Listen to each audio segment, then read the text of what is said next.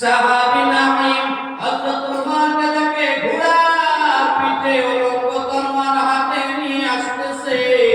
হযরত নাঈম তিনি বলে, উমর উলঙ্গ তরবার হাতে নিয়ে কই যাও? হযরত উমর রাদিয়াল্লাহু তাআলা আনহু তিনি তখন বলে, ও নাঈম তুমি আমার রাস্তা থেকে সরে যাও, আমি বিশ্ব নবী মুহাম্মদের খাতাম কেটে আনতে যাই। নাউযুবিল্লাহ।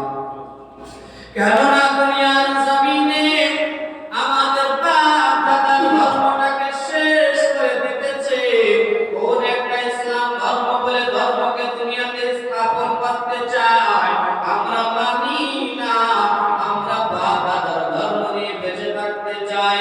হযরত ওমর রাদিয়াল্লাহু তাআলা আনহুকে নামে তিনি বলেন, ও ওমর বিশ্বনবী তোমার রক্তের কেউ কি? সম্পর্কের দিক দিয়ে কি তোমার কেউ হয় নাকি? হযরত ওমর বলেন, না না, আমার সম্পর্কের দিক দিয়ে কেউ হয় না।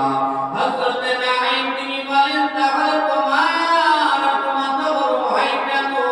বলে কেন? বলে আগে রক্তের খবর নাও, রক্তের খবর নিব মানি। বলে তোমার একটা বোন ছিল যার নাম ফাতিমা, বিশ্ব নবীর হাতে হাত দিয়ে কালিমা পড়ে মুসলমান হয়ে গেল। হযরত ওমরের মাথা গরম হয়ে গেল।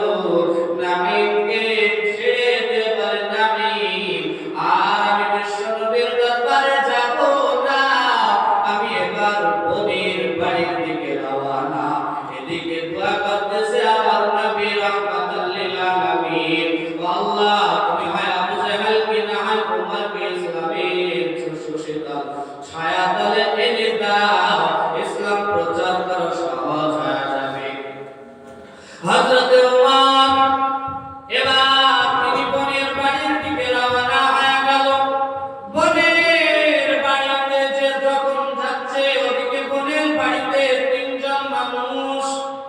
এক ছিল তার বোন ফাতিমা, আর একজন ছিল তার ভগ্নিপতি। নতুন মুসলমান হয়েছে, মুসলমান হওয়ার পর তার উপরে ঈমান ফরজ করা আশিকা ফরজ। সেই বান্দারা ঘরের ভেতরে একটা শিক্ষকের নাম হলো খাব্বাব। এই খাব্বাব ঘরের ভেতরে তাদের দুইজনকে কোরআন শিক্ষা দিতেছে। হযরত উমর